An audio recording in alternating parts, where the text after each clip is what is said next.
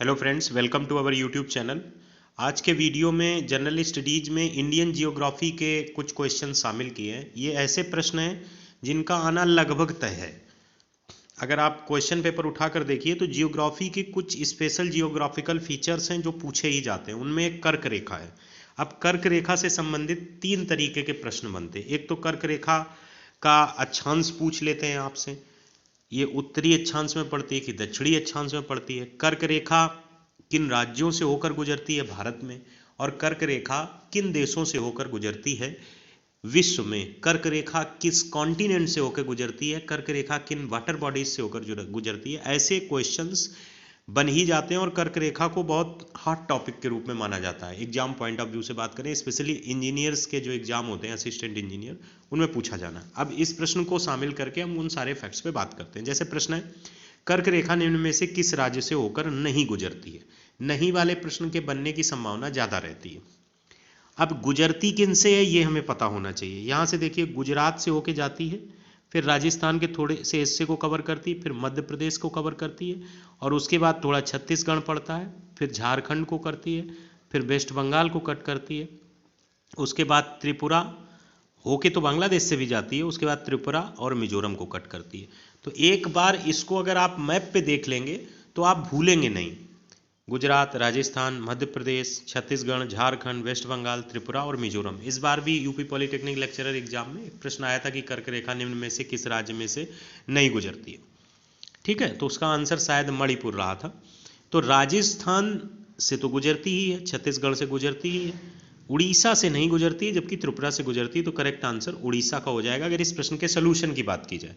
अब बात आती है, ये तो क्लियर हो गया कि भारत देश में कर्क रेखा किन किन राज्यों से गुजरती है। उत्तर प्रदेश से तो गुजरती ही नहीं।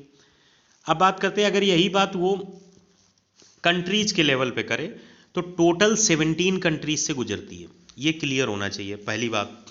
दूसरी बात, किन कॉन्टिनेंट से गुजरती है, तो सिर्फ और सिर्फ 3 कॉन्टिनेंट से गुजरती है। ध्यान से देखिए, पहला कॉन्टिनेंट नॉर्थ अमेरिका, दूसरा कॉन्टिनेंट अफ्रीका, तीसरा कॉन्टिनेंट एशिया। इन 3 कॉन्टिनेंट के अलावा चौथे कॉन्टिनेंट से गुजरती नहीं है। अब बात आती है कि नॉर्थ अमेरिका में कितने देश हैं, अफ्रीका में कितने हैं, एशिया में कितने हैं। तो ध्यान से देखिएगा, नॉर्थ अमेरिका में बहामास और मेक्सिको सिर्फ 2 देश, अफ्रीका में इजिप्ट, लीबिया, नाइजर, अल्जीरिया, माली, वेस्टर्न सहारा और मॉरिटानिया। तो मॉरिशनिया, ये कितने देश हुए, 2, 2, 4, 2, 6, 2, 8। तो जाहिर सी बात है, एशिया में सिर्फ 7 देश। कौन से हैं, Taiwan, China, Myanmar, Bangladesh, India, Oman, United Arab Emirates, Saudi Arabia. ये 7 देश से गुजरती है। अब बात आती है वाटर बॉडीज की। वाटर बॉडीज में ओशियन और स्ट्रेट्स दोनों आती हैं। ओशियन की बात करें तो इंडियन ओशियन, अटलांटिक ओशियन और पैसिफिक ओशियन, मतलब प्रशांत महासागर, ये 3 ओशियन से होकर गुजरती है। और स्ट्रेट की बात करें तो ताइवान स्ट्रेट, रेड सी और गल्फ ऑफ मैक्सिको, इनसे होकर गुजरती है। अगर आप वर्ल्ड मैप बड़े लेवल पे देखेंगे तो कर्क रेखा जो होके जाए उसको पॉइंट आउट कर लीजिए तो गलत नहीं होगा। अब प्रश्न अगर इससे आता है तो आपका गलत ना हो, इसके लिए आपको कुछ नहीं करना है। आपको कॉन्टिनेंट वाइज अपने कंट्रीज याद रखनी है, चाहे आप कोई ट्रिक बना के याद रखें, जैसे भी रखें। कई बार देखने से भी चीज़ें हो जाती हैं, और कर्क रेखा से प्रश्न आना एक स्वाभाविक सी बात है, कोई बड़ी बात नहीं है। 23.5 डिग्री नॉर्थ से रिलेट करके अक्षांश पर कर्क रेखा मानी जाती है। तो ये बात हो गई ट्रॉपिक ऑफ कैंसर से, यानी कर्क रेखा से रिलेटेड बात। अब आते हैं अगले प्रश्न की तरफ। अगला प्रश्न है, निम्नलिखित में कौन अलकनंदा और पिंडर नदी का संगम स्थल है। Which one of the following is the place of confluence of the Alaknanda and Pindar river. प्रश्न पूछा जा सकता है बदल के भी, अलकनंदा और आपको दूसरी नदी दी जा सकती है, धौली गंगा दी जा सकती है, भागीरथी दी जा सकती है। कर्णप्रयाग की जहां तक बात करें वो अलकनंदा और पिंडर नदी से मिलकर बनता है। इसके अलावा जो प्रयाग हैं, देव प्रयाग है, रुद्र प्रयाग है, विष्णु प्रयाग है, इनमें नदी केवल एक बदलती है। अलकनंदा वहीं रहती है, उससे मिलने वाली नदी बदल जाती है। आइए देखते हैं कि क्या सिनारियो रहता है अदर प्रयाग में। अलकनंदा और पिंडर नदियों का संगम स्थल कर्णप्रयाग के नाम से जाना जाता है। पिंडर नदी को कर्णगंगा भी कहा जाता है, इसलिए इस तीर्थ संगम का नाम कर्णप्रयाग पड़ा। यहाँ पर उमा मंदिर और कर्ण मंदिर स्थित हैं। संगम स्थल पर माँ भगवती उमा का अत्यंत प्राचीन मंदिर। ये सब चीज़ें गौण हैं, केवल इतना याद रखिए, अलकनंदा और पिंडर नदियों का संगम कर्णप्रयाग है। इसी तरीके से मंदाकिनी और अलकनंदा मिलती है तो रुद्रप्रयाग है। देवप्रयाग में अलकनंदा और भागीरथी नदियों का संगम है। अब इसके बाद हमारे हिसाब से विष्णुप्रयाग और नंदप्रयाग बने। विष्णुप्रयाग बद्रीनाथ से होकर निकलने वाली विष्णुप्रिया अलकनंदा नदी और धौली गंगा विष्णुप्रयाग को स्थान को कहते हैं, और नंदप्रयाग में अलकनंदा और नंदाकिनी नदी के संगम को कहते हैं। देखिए ये बद्रीनाथ जाने वाली रास्ते पे ये सारी चीज़ें पड़ती हैं।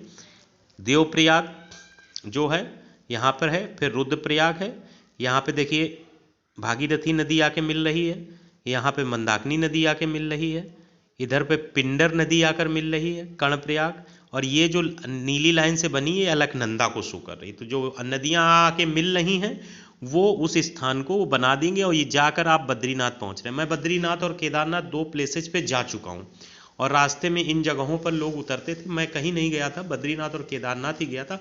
मन में एक विचार था, चूंकि मैं अकेले ट्रैवल कर रहा था तो मैं इस जगहों पर नहीं गया, बट बेहद ही रोमांचकारी अनुभव रहा।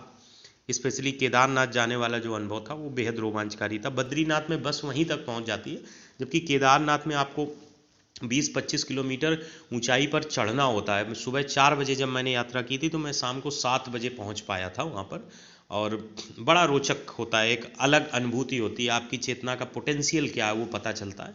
डिसिप्लिन में जाइए और एक अलग स्तर पर जाइए, एक मन में भावना लेकर जाइए तो वो अलग फीलिंग होती है। जाने को लोग हेलीकॉप्टर से भी जाते हैं और डिफरेंट फीलिंग होती होगी उसकी, आई डोंट नो। खैर, विष्णुप्रयाग और नंदप्रयाग यहाँ पर आपको क्लियर हो गया। इससे क्वेश्चन ज़्यादातर बन जाता। गलतियाँ क्या होती हैं, जो दोनों क्वेश्चन मैंने आपको बताया, कर्क रेखा और ये वाला प्रश्न, मान लेते हैं इसको बोल देते हैं कि कर्णप्रयाग का प्रश्न है। ये प्रश्न आपको प्लस में 6 मार्क्स दे रहे हैं। ये प्रश्न आपको प्लस में 6 मार्क्स दे रहे हैं। अगर इसमें से एक भी आपने गलत कर दिया तो प्लस का 3 और अटेम्प्ट आप करेंगे और माइनस का 1, आप 2 पर आ गए। ये 4 का गैप अननेसेसरी क्रिएट हुआ और ये लॉजिकल प्रश्न है। आप अपने मन में सोचेंगे इसका तो विष्णुप्रयाग होता ही है, इसका तो कर्णप्रयाग होता ही है। छोटी छोटी मिस्टेक गलत हो जाती। कर्क रेखा यहाँ से जाती है, मिजोरम को मणिपुर कर जाएंगे, मणिपुर को मिजोरम कर जाएंगे। तो इन गलतियों से बचेंगे तो आपके मार्क्स अच्छे बढ़ेंगे। इसलिए हम इन दोनों क्वेश्चन को डिटेल वर्जन डाला है, ताकि आप इन क्वेश्चंस को हल्के में मत लीजिए। आपके सामने जीएस के 75 नंबर रखे होते हैं। अब उसमें से आप कितने पिक करते हैं? 15 पिक करके भी आप लड़ाई कर सकते हैं कि अब अरे बड़े बड़े सरल क्वेश्चन नहीं थे, बड़े कठिन क्वेश्चन थे। ऐसा कहने से नहीं होता है। आपका अटेम्प्ट जो होना चाहिए वो बहुत बहुत लॉजिकली, बहुत सेंसफुल अटेम्प्ट करना है आपको। तो ये क्वेश्चंस एक एक करके हम आपके सामने लाते रहेंगे। तो ये 2 क्वेश्चन हो गए। अब एक क्वेश्चन हम और लेते हैं। भारत में विभिन्न राज्यों की झीलें दी गई हैं, सांभर, लोकटक, चिल्का, कोलेरू। अब आप देखिए, आपको दूर से देखने में लगेगा मुझे सब पता है, लेकिन उसने प्रश्न कुछ और पूछा है। उसने कहा है पूर्व से पश्चिम में कालानुक्रमिक रूप से व्यवस्थित करें। पूर्व से पश्चिम में कालानुक्रमिक रूप से व्यवस्थित करें। सांभर झील कहाँ है, लोकटक झील कहाँ है, चिल्का कहाँ है, कोलेरू कहाँ है, एग्जैक्ट पता होना चाहिए। सोच कर नहीं कि हाँ हमें ये पता है, यहाँ ये है, बिल्कुल एग्जैक्ट। जैसे सांभर झील राजस्थान में है, लोकटक झील मणिपुर में है, चिल्का झील उड़ीसा में है, कोलेरू झील आंध्र प्रदेश में। तो जब राजस्थान, उड़ीसा, मणिपुर और आंध्र प्रदेश को आप अपनी अपनी जगह पर रखेंगे, राजस्थान यहाँ है, उड़ीसा कहाँ है, मणिपुर इधर कहीं है, आंध्र प्रदेश इधर कहीं है, जब ये आप लोकेशन रखेंगे तो आप पाएंगे कि जो ऑर्डर आपको दिया गया है उसको आप इजीली ABCD ही मिलेगा आपको इसी लोकेशन में। पूर्व से पश्चिम, ये नॉर्थ से साउथ है, पूर्व से पश्चिम ऐसे जाएंगे, ठीक है। तो आपको ऑर्डर मिल जाएगा इजीली। नक्शे पे पूर्व से पश्चिम, नॉर्थ से साउथ ऐसे बनेगा, और आपको पूर्व से पश्चिम जाना, ईस्ट टू वेस्ट। तो इनकी लोकेशन आपको राज्य पता हो गए। लोकटक झील मणिपुर राज्य में है, सांभर झील राजस्थान में है, चिल्का झील उड़ीसा में है, कोलेरू झील आंध्र प्रदेश में। फिर आप अपना रिलेट कर लीजिए। अगले 2 प्रश्न हमने शामिल किए हैं। भारत में कौन काली मिर्च का सबसे बड़ा उत्पादक है? काली मिर्च का सबसे बड़ा उत्पादक कर्नाटक। काली मिर्च का सबसे बड़ा उत्पादक कर्नाटक है। भारत का निम्नतम बिंदु कौन सा है? भारत का निम्नतम बिंदु कुट्टनाड है। दक्षिणतम बिंदु पूछा जाए तो इंदिरा पॉइंट है। अगर निम्नतम बिंदु पूछा जाए तो कुट्टनाड, ये केरल में पड़ता है। और ये जितने प्रश्न हमने अभी तक 5 कराए हैं, ये UP PCS last year questions हैं, जिनको एज इट इज उठा के रखने की एक संभावना प्रबल रहती है। अभी हाल में बजट 2022 पास हुआ है, उससे रिलेट करके हमने कुछ पॉइंट कंबाइन किए थे जिनको यूट्यूब के कम्युनिटी पर पोस्ट भी किया था, तो हो सकता कुछ लोगों ने देखा हो, कुछ लोगों ने ना देखा हो। बजट 2022 का एक प्रश्न कन्फर्म है, मे भी 2 आ जाए, जिसकी संभावना उतनी ज़्यादा नहीं, बट 1 इज कन्फर्म। कन्फर्म में जो क्वेश्चंस क्रिएट हो सकते हैं उनको हम आपको बता दें। भारत की विकास दर कितनी रहेगी? 9.27% रहने का अनुमान है। एक, क्रिप्टो करेंसी पे कितने प्रतिशत टैक्स लगेगा कि नहीं लगेगा? स्टेटमेंट में दोनों बातें लिखी जा सकती हैं, 30%। कारपोरेट सरचार्ज की बात भी पूछी जा सकती, घटाया गया है या बढ़ा दिया गया है?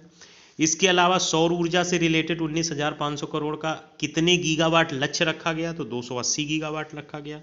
कितने लाख घरों के लिए? 80 लाख घरों के लिए 48,000 करोड़ रुपए आवंटित हुए।